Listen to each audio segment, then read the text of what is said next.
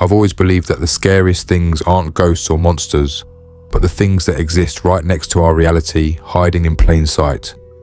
When I moved into my first home, I thought the creaks and cold drafts were just part of an old house settling. I didn't think much of the odd smell in the basement until I discovered a door that wasn't supposed to be there.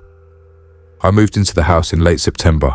It was small, old, and tucked into the edge of a quiet town in upstate New York. Nothing fancy, but it was mine, and after years of saving, I was proud to finally call something my own.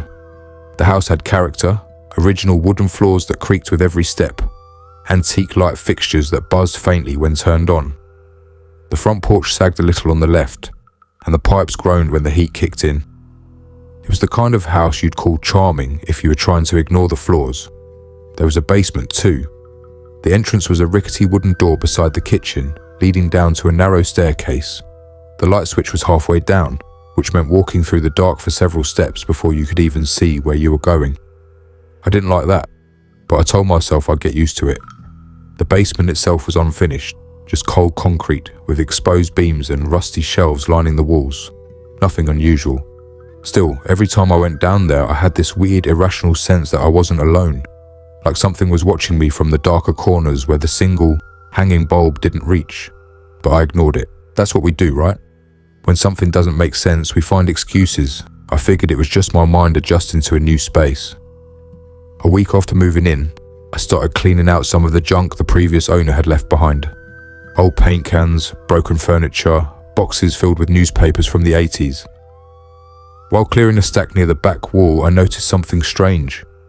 There was a crack running vertically along the wall, thin but sharp, like the drywall had been split intentionally, and when I tapped on it, it sounded hollow. I should have stopped there. I should have just left it alone. But curiosity is a dangerous thing when you're alone in a quiet house with nothing but your own thoughts. The next day, I grabbed a hammer and started chipping away at the wall. The drywall was surprisingly thin, and after maybe 20 minutes, I had opened up a hole wide enough to shine a flashlight through. There was a space, not just a gap between walls, but a small hidden room, maybe 6 feet by 6 feet. The walls were concrete, and the air inside was thick and musty, like it had been sealed off for decades. I felt a chill crawl up my spine. There was no mention of this room in the property records, no indication it was part of the house's original design. Still, I widened the hole and stepped inside. The floor was coated in dust. The air felt heavier. My flashlight flickered once, then held steady. There wasn't much inside, just a wooden chair in the center of the room, and something scratched into the wall behind it. It looked like letters, but they had been carved over and over again until the surface was mangled and unreadable. There were deep gouges in the concrete, like someone had used a knife or a sharp tool, again and again, obsessively. I didn't like the way it felt in there. It was more than just the smell or the cold. It felt wrong, like I had stepped into a place that shouldn't exist. That night I couldn't sleep. Every sound in the house felt louder. The creak stretched longer. The shadows seemed to move when I wasn't looking. I kept thinking about that chair, that scratched up wall, that hidden room that no one had seen for who knows how long. I thought that was the worst of it. For a couple of days after discovering the hidden room, I tried to pretend it didn't exist. I nailed a large wooden board over the hole I'd made in the basement wall and told myself to forget about it, but the house didn't let me forget. It started with the smell, that thick, sour, metallic scent that clung to the air like rot. I tried to blame the old pipes or maybe mold I'd missed, but it didn't smell like rust or mildew. It smelled wrong, like something decaying, something organic, and it was strongest near the basement door. Then came the sounds. I'd be lying in bed, eyes closed, almost asleep, when I'd hear it. Faint footsteps, slow, deliberate, one at a time, coming up the basement stairs, never all the way to the top, just to the other side of the door. I'd freeze, hold my breath, strain my ears. Nothing. I told myself it was the wood shifting, or the house settling, or maybe even a raccoon that got in somehow, but every night it got a little louder, a little closer. One night I finally got fed up. I grabbed a flashlight and my baseball bat and stormed into the basement at 2:30 in the morning. Nothing, just cold air and silence. I turned toward the boarded up wall and froze. There were scratches on the wood, not old ones, New shallow scrapes, like something had been trying to claw its way out. I left the basement without looking back. The next day, I called a contractor to come check the house for structural issues. He didn't find anything. No sign of rodents, no leaks, no damage. When I asked him about the smell, he sniffed around, shrugged, and told me, "Old houses do that." He never went into the basement. I didn't push him. That night, something new happened. I was asleep when I woke up to a loud bang, like something falling. I sat up, heart pounding, and listened. Silence. Then, the soft creak of floorboards just outside my bedroom door. I grabbed my bat again and crept to the hallway. I swear I felt the air change. It was colder, heavier, like the house was holding its breath. No one was there. But when I checked the basement in the morning, the wooden board I had nailed over the hole was on the ground. Not broken, just gently placed down, as if someone or something had removed it carefully. I looked into the hidden room again. The chair was no longer empty. There was something sitting in it. It wasn't clear. My flashlight flickered when I aimed it directly, but I saw a shape, slouched, barely moving, with a pale, stretched out face. No eyes, just sockets. Its mouth hung open like it was trying to scream but forgot how. I backed away slowly, heart racing, nearly tripping over a stack of old boxes. As soon as I got upstairs, I locked the basement door and pushed the fridge in front of it. I didn't sleep that night, or the one after. I told a friend about it the next day, just to say it out loud, to make it real. He laughed nervously and said, "Maybe you're just stressed. New house, old space, overactive imagination." He was probably right. That night I got a text from an unknown number. "Why did you open the wall?" I stared at the message for a full minute before deleting it. When I woke up the next morning, the basement door was wide open. The fridge hadn't been moved.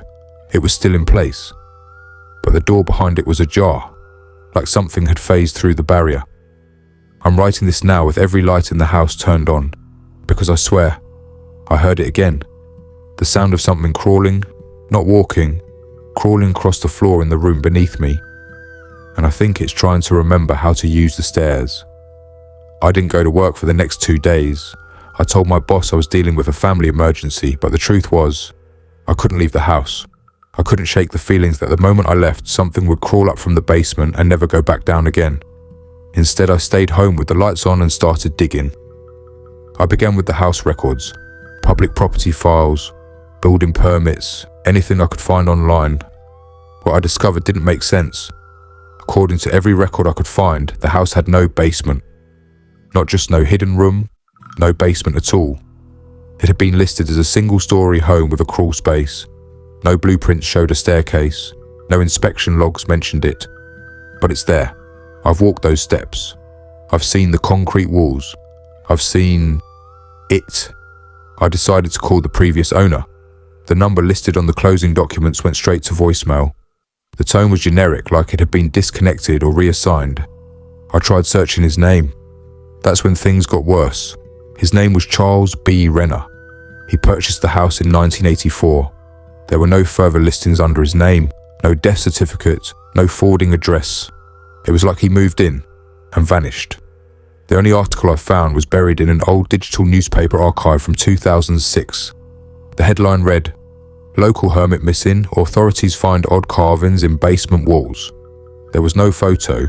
The article said Charles Renner had been reported missing after neighbours hadn't seen him for months. Police investigated the house but found no evidence of foul play. They did, however, mention a strange sealed chamber beneath the floorboards, with markings that suggested possible ritual behaviour. That was it. No follow-up, no official conclusion. I sat there reading the article over and over, heart pounding in my ears. I hadn't told anyone about the markings on the concrete wall, the scratches, the way the same area of the wall had been carved into repeatedly, almost like someone had been trying to write something they couldn't forget. Later that night, I went into the basement again. I don't know what I expected to find. Maybe I was hoping it would be gone, that my mind had exaggerated everything. But no, the hole in the wall was wider now. I didn't make it wider. The edges were crumbled like something had pushed outward, and the chair was still there, but the figure sitting in it had moved. It was leaning forward now, its hands Long, pale fingers rested on its knees. Its mouth was open wider than before, and this time when I looked into the darkness of its face, I saw movement, not just shadows, eyes. It was watching me. I staggered back up the stairs and slammed the basement door shut. I didn't bother moving the fridge this time. I just locked it and put a chair under the handle. Around midnight, my phone buzzed again. Unknown. Number. He opened it. You must finish what he started. I didn't sleep. I started seeing movement out of the corner of my eye, shapes in the hallway that vanished when I turned. I'd hear footsteps when I was in the shower, whispering when I was brushing my teeth. Sometimes I wake up in the middle of the night to the sound of breathing, right beside my bed. I stopped checking the basement, but I knew it hadn't stopped watching me. That's when I started having the dreams. Every night, I'm back in the hidden room, but it's different now. Bigger, darker. The walls are dripping something black. The chair is empty, but I can feel something behind me, breathing against the back of my neck. When I wake up, I swear the position of the chair in the basement has changed, like it's inching closer to the opening. The worst part, I think I know what Charles tried to do. I think he tried to seal it in, but he never finished, and now it's my turn. By the time the fourth night came, I knew I couldn't keep pretending. This thing, whatever it was, wasn't going to stop. The longer I ignored it, the closer it got, and I started to believe something terrible. Maybe I hadn't discovered the room. Maybe I'd been led to it. I didn't tell anyone what I was planning. Who would believe me? My friends already thought I was slipping. My co-workers stopped messaging after I missed a full week. I didn't care. I just wanted it to stop. So I went to the hardware store and bought concrete, sealant and heavy-duty nails. I found an old copy of the Lesser Key of Solomon online and downloaded the chapter on binding rituals. Most of it was nonsense, but I was desperate. I marked the floor with chalk, the way the book described. Salt, candles, incense, the whole thing. I waited until 3 a.m., what the book called the devil's hour. My hands were shaking and my vision kept blurring, but I went down there anyway. The air in the basement was wet, not humid, wet, like I'd walked into the lungs of a rotting animal. The smell was unbearable and yet somehow familiar. The hole in the wall was bigger again. The chair was gone. The figure, it, was standing just inside the room, still watching me. It didn't move as I stepped forward. Its face was all wrong, stretched thin like melted wax, but with eyes that glowed faintly red. It wasn't breathing, but I could hear breath, wet, ragged gasps like it was trying to remember how lungs worked. I started reading from the book, loud, shaky. My voice cracked. The salt circle trembled, the candle sputtered.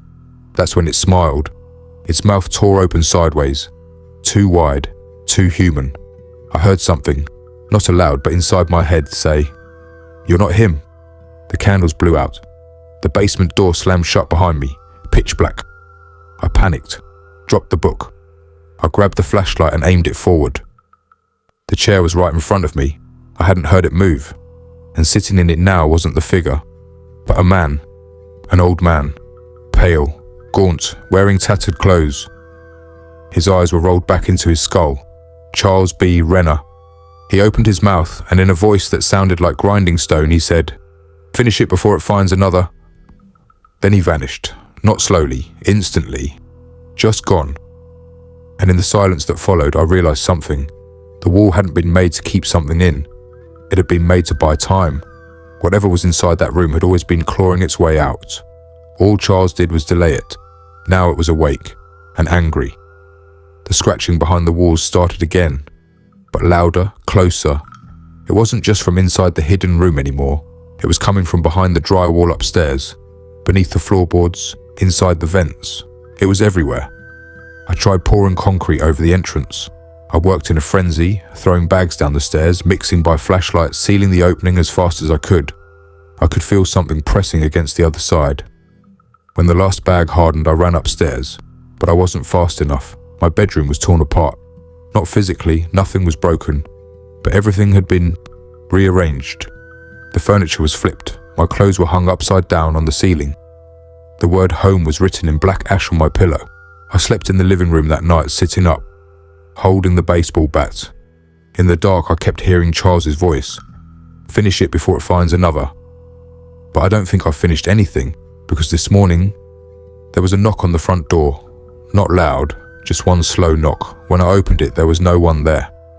But across the street, in the window of the old abandoned house, I saw it. The thing, watching me, it had left the basement, and now it was looking for its next home. I didn't sleep after I saw it across the street.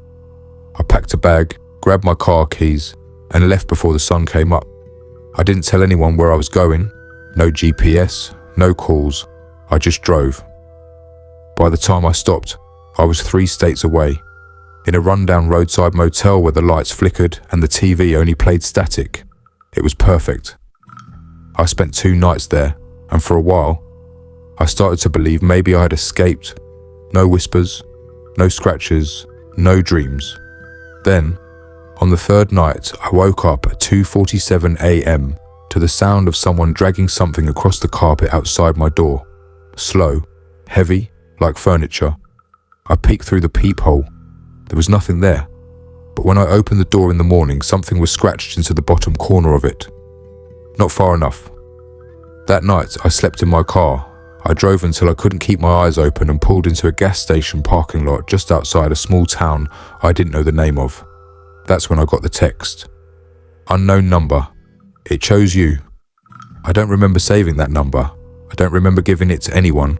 I don't even know if it's a number that belongs to a person anymore. I blocked it, but it didn't stop. The next morning, the windshield of my car was fogged over from the inside. Written in the condensation were 5 words. You brought it with you. I drove to a church. Not because I was religious, but because I didn't know what else to do. I sat there for hours just watching the stained glass, hoping it would feel safe.